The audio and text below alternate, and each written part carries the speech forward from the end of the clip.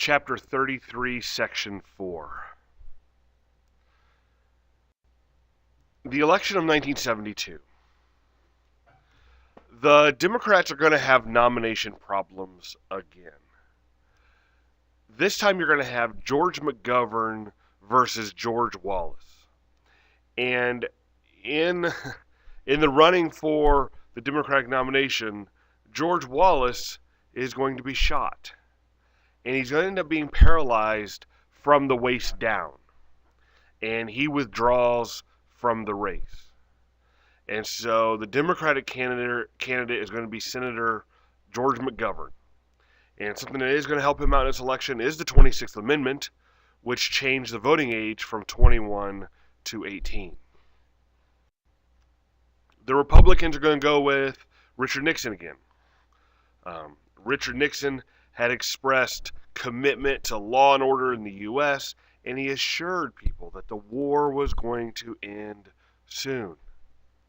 And actually, just a few weeks before the election, Kissinger makes an announcement that they've had a breakthrough in negotiations, and he says peace is at hand. Well, in the election, with the possibility of peace being right there, Nixon wins by a landslide. McGovern literally only won Massachusetts and D.C. That was it. So let's get back to this peace is at hand, the thing that's really going to push Nixon over the edge here and get him elected again. Kissinger and Lee Duc-Tho, for the last 3 years, have been meeting up in Paris to try to find a peace plan. In October of 72, the North is going to offer a plan that was acceptable. It included things about a ceasefire, American troops being pulled out, U.S. military aid would come to an end, and there would be a new government in South Vietnam. Now, this new government would include Ngo Dinh Thuy, the current president of the South. It would also include members of the National Liberation Front, the Viet Cong. Now, Thuy, when this plan is presented to him, he hates it. He does not like this plan, and we don't want to abandon him, so we reject the plan. To which North demands that we follow this agreement. Nixon responds to the North by ordering around-the-clock bombing of the North. Nixon told the Joint Chiefs of Staff, "This is your chance to win the war with military power. If you don't right now, you will be held responsible." And so over the next 2 weeks, we dropped 40,000 tons of bombs on Hanoi and Haiphong. The only day we took off was we gave our pilots Christmas Day off. At the end of December, Nixon calls off the bombing to try to resume peace talks again. January 27, 1973, a ceasefire is finally announced from Paris. It's going to be a plan that was very similar to the previous plan, but both sides could claim a little bit of victory in this one. It had the parts about the ceasefire and stuff. Our troops would withdraw. We would help rebuild Vietnam, and it included a part about a prisoner exchange agreement, of POWs. What this plan does not address is the political future of the South. The other plan did, and Thuy is a little bit hesitant about this. Nixon reassures him, if the North invades, Thuy, if you are attacked, we will return. That violates the agreement. We'll be back. So in 1973, the war was over. Let's jump ahead 2 years now. In January of 1975, 2 years after our forces had left, the South's government collapses. And when the South's government collapses, the North is going to start pouring into the South. And refugees escaping the Northern troops start pouring into Saigon. By the time you get to April of 75, Saigon's now being threatened. And we're going to use our military and rush to evacuate the few thousand Americans that were still there. The very last Americans actually escaped the embassy roof by helicopter, literally as the North was storming in the bottom of the compound. Outside the compound doors, you had thousands of South Vietnamese begging for us to take them with, and there was just no way we could take all with. We do fly 120,000 Vietnamese out of South Vietnam to the U.S. These were South Vietnamese who had worked for our government. We knew if they were captured by the North, it wasn't going to be good for us or them. And then on April 30th, 1975, the South unconditionally surrenders. For Americans, the war was over. We had failed to do what our goal was. Our goal was to prevent a united, independent Vietnam ruled by communists, and that didn't happen. But here's the thing. The domino theory never occurred. Because you see, the communist leaders of Vietnam, China, soon to be Cambodia, they weren't united. International communism was not this united force that we had feared. This war has devastating effects on the Vietnamese people. 185,000 South Vietnamese soldiers were killed in this war. Approximately 500,000 South civilians were killed. As far as the North goes, we don't know. The enemy doesn't report their deaths to you. We estimated we killed between around 1 million Viet Cong and North Vietnamese Army soldiers.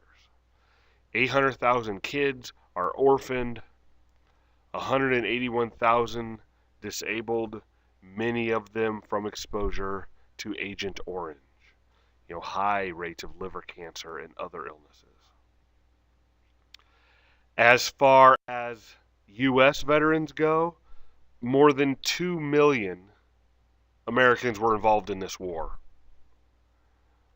and over 58,000 died. More than 300,000 were wounded, 2,500 missing in action. You're going to have a large number of paralyzed or severely disabled Vietnam veterans. A lot of this was because we had better medical care. In previous wars, these numbers would have went to the death side. We wouldn't have been able to save their lives. And more than 600 POWs. Some spent 6 or more years in North Vietnamese jails, enduring, periods of torture, long periods of solitary confinement, stuff like that. One of the most visible tragedies of this war was going to be the fate of the Vietnam veterans when they came home. There was no welcome home parades. There weren't celebrations. Instead, they were targets, of people's anger or guilt or shame. People were frustrated and they took it out on the soldier coming home. And when the veterans came home, they were demoralized by this treatment. They didn't know, they had followed orders. They thought they were doing what was in their country's best interests. And it turns out some can't readjust back to civilian life. Drugs could become a problem. Homelessness became a problem. Some veterans develop cancers or have children with birth defects, which has been linked to our own soldiers' exposure to Vietnam. Americans become less confident in our government. as people start discovering, thanks to things like the Pentagon Papers, we were lied to. We were misled.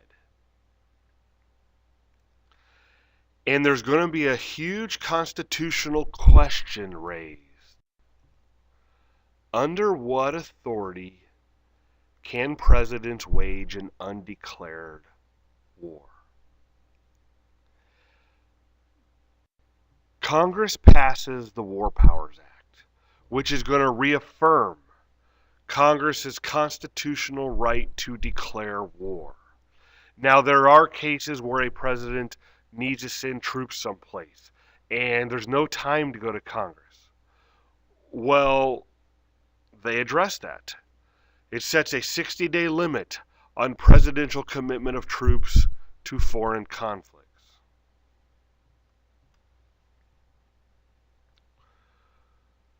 Another area that this war is going to hurt is going to be economically.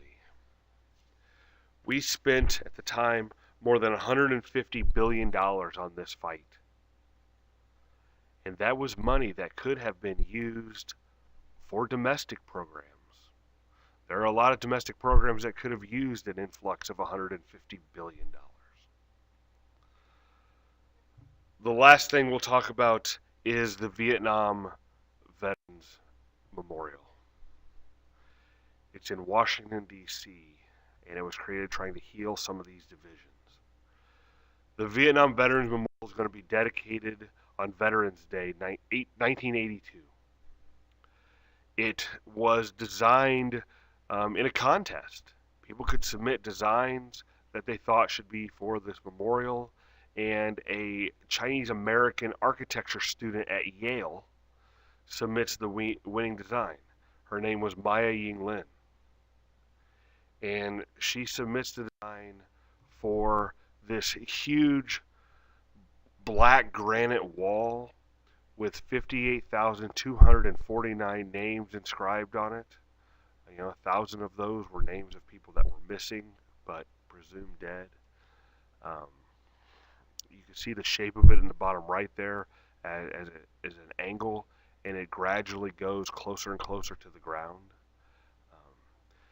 The names on this memorial are in chronological order, not alphabetical, not by rank, but chronological, by when they died. You know the years you served. You know the years your friends and family served. You could then go to the years to find your loved one and see the other names that you may know and maybe had forgotten. Later on, you'll see the 3 servicemen statue added. You will also see the Vietnam Women's Memorial added. And people come to the wall and they leave items at the wall. Everything from medals to flowers to messages, stuffed animals, cigarettes, everything non-perishable. There's actually a museum where everything non-perishable is kept. And in this museum, there are over 64,000 different items, including a Harley-Davidson motorcycle that was left for a veteran friend that had died there.